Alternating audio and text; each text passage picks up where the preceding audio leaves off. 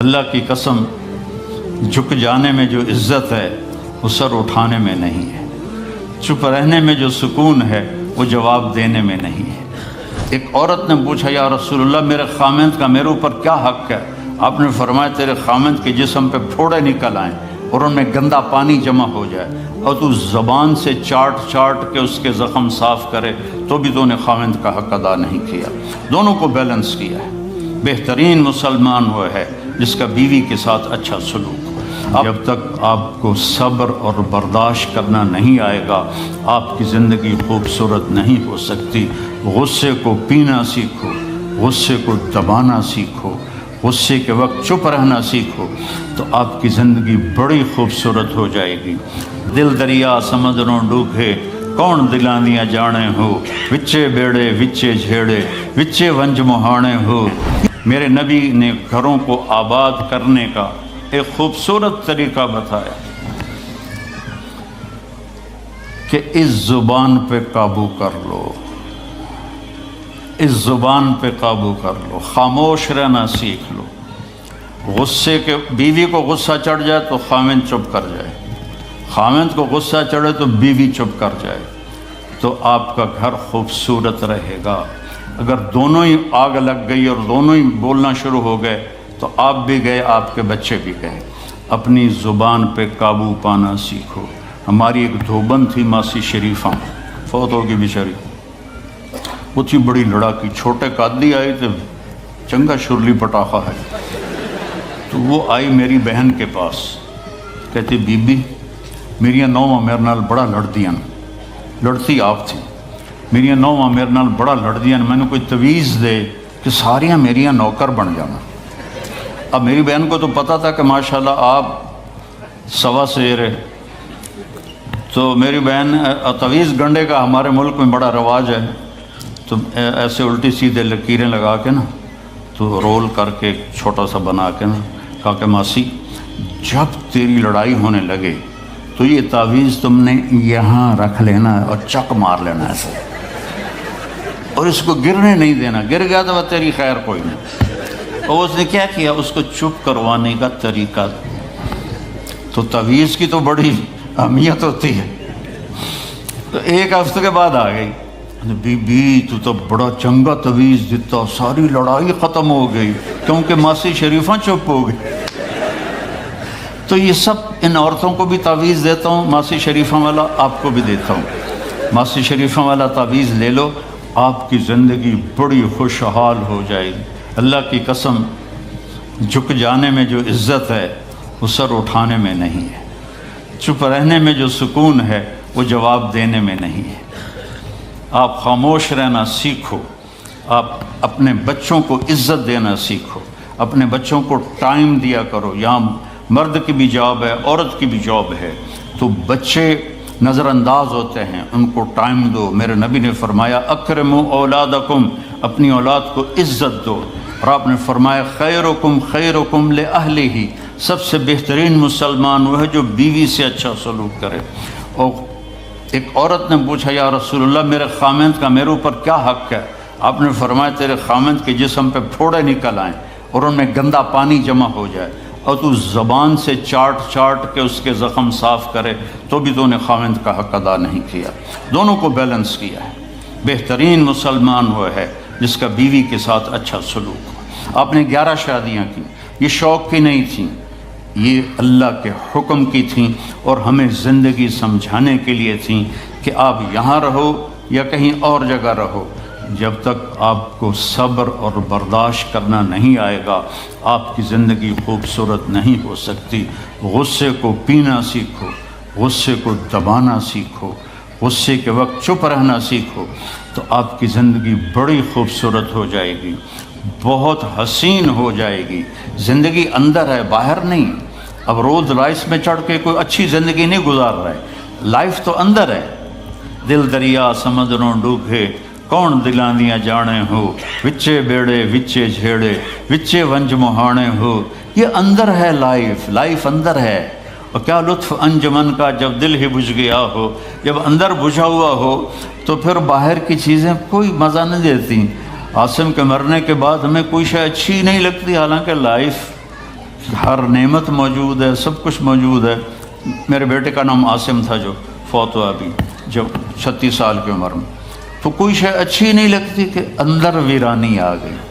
یہ اندر میں خوشحالی ہو، اس کے لیے صرف ایک ہی دوا ہے، وہ ہے محمدی بننا اور محمدی اخلاق کو اختیار کرنا، اللہ کے نبی کے طریقے پر چلتے ہوئے اپنی جان سے لڑائی لڑنا۔ ایک ہمارا دوست تھے، وہ تبلیغ میں گئے تو ان کو داڑھی رکھنے کا شوق ہو گیا، اب بیوی ان کی رکاوٹ بنے کہ داڑھی رکھو گے تو مجھے طلاق دینی ہوگی۔ اب وہ کافی دیر بیچارے سوچتے رہے، ایک دن ان کو ترکیب سوچی، آ کے بیگم سے کہنے لگے میرا جی چاہ رہا ہے کہ میں دوسری شادی کروں، لیکن میں سوچتا ہوں پہلے داڑھی رکھوں یا پہلے شادی کروں۔ تو ان کی بیگم نے کہا پہلے داڑھی رکھ لو، پہلے داڑھی رکھ لو۔ تو ایسے اپنی بیگمات کو مناؤ پیار محبت سے۔ عزت تو نبی کے طریقے میں ہے، نبی کا طریقہ چھوڑ کے میرا والد مجھے ڈاکٹر بنانا چاہتا تھا، تو آج میں یہاں کھڑا ہوتا، اگر میں ڈاکٹر ہوتا، میرا چھوٹا بھائی ڈاکٹر ہے، بہت اعلیٰ ڈاکٹر ہے، تو میں یہاں کھڑا ہوتا۔ مجھے یہاں میرے نبی کا طریقہ لے کر آیا ہے، میرے نبی کی سنت لے کر آئی ہے، میرے نبی کی زندگی لے کر آئی ہے، اور آپ جس محبت سے تشریف لائے ہیں اس کے پیچھے میرے نبی کی زندگی ہے۔ تو اللہ کی قسم عزتوں کا خزانہ ہے میرے نبی کی پاکیزہ زندگی۔ تو آپ نے ہمیں پوری زندگی گزار کے دکھایا۔ حضرت عائشہ کی دلداری فرما رہے ہیں، عائشہ انہو لیہون علی ان اریتک زوجتی فی الجنہ، عائشہ مجھے تو جب سے پتہ چلا ہے تو جنت میں میری بیوی ہے، میرے لیے تو مرنا ہی آسان ہو گیا ہے۔ بھلا جس نے رب کو دیکھا ہو اس کے لیے کسی اور کی حاجت رہ جاتی ہے؟ باقی یہ صرف دلداری کے لیے تھا۔ ایک دوسرے کی تعریف کرو، ایک دوسرے کے لیے اظہار محبت کرو۔ آج کا ماحول ایسا ہے، بیگم سے کہو گے آئی لو یو، کی خیرت ہے کیوں ہے؟ وہ تم سے کہے گی آئی لو یو تو تم بھی پوچھو گے خیرت ہے، کوئی چکر تو نہیں آ رہا؟ اظہار کرو، اظہار محبت کرو، اس سے آپ کے پاؤنڈنگ ہوگی۔ اولاد کو ماں باپ سمجھتے ہیں بس ہماری اولاد ہے، ہمیں ان سے پیار ہے، ان کو عزت دو،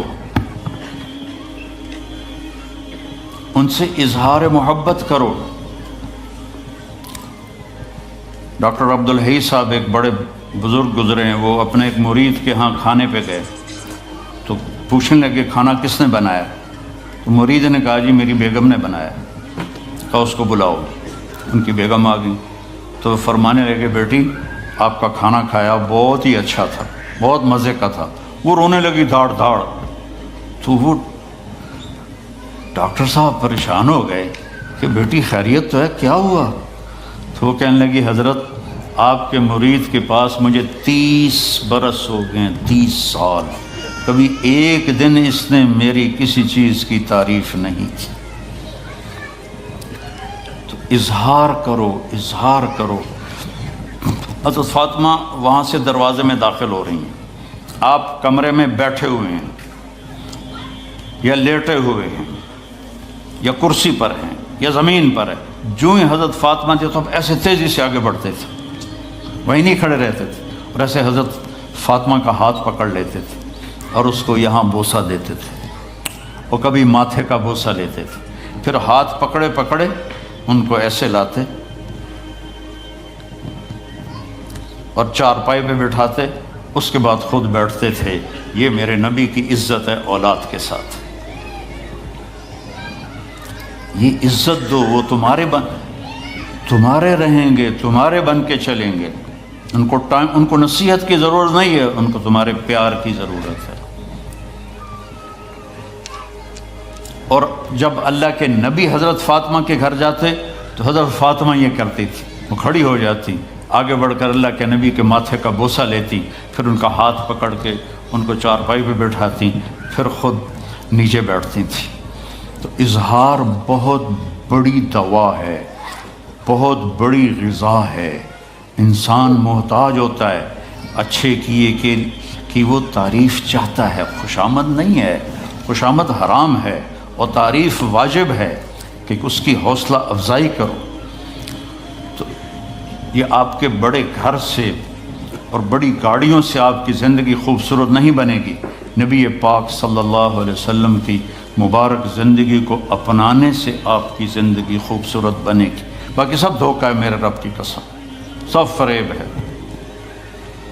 کچھ سال پہلے یہاں سے کوئی بڑے تاجر کی بیگم گئیں وہاں لاہور، تو مجھے انہوں نے ملنے کی خواہش ظاہر کی، تو ملانے والے نے کہا کہ یہ خاتون کے جو خامد ہیں وہ پاؤنڈ میں اربوں پتی ہیں، پاؤنڈ میں۔ کہا ٹھیک ہے۔ وہ آ گئی اور آ کے رونا شروع کر دیا کہ لوگ مجھے سمجھتے ہیں میں بڑی خوش قسمت ہوں، بڑی دولت ہے، بڑی گاڑیاں ہیں، لیکن میں سب کو کیا کروں، میرے خامد کا سلوک ہی اچھا نہیں۔ ہر شے اس نے زیرو کر دی کہ سلوک اچھا نہیں۔ اس کے چند دن بعد ایک اور واقعہ پیش آیا۔ ایک نوجوان میرے پاس آیا کہ حضرت اللہ نے دنیا کی ہر دولت دی ہے، ہر شے دی ہے، لیکن میری بیوی کی زبان 30 فٹ لمبی۔ میں کہا 29.5 فٹ کاٹ دے باقی ران دے۔ کہ اس کی زبان بڑی لمبی ہے، میں تنگ، اگر بچے نہ ہوتے تو میں اس کو طلاق دے دیتا۔ تو بھائی بہنوں، بچوں، بچیوں، اگر زندگی کو خوبصورت بنانا ہے تو نبی کا طریقہ ہے، اللہ کی قسم اس کے سوا کوئی طریقہ نہیں۔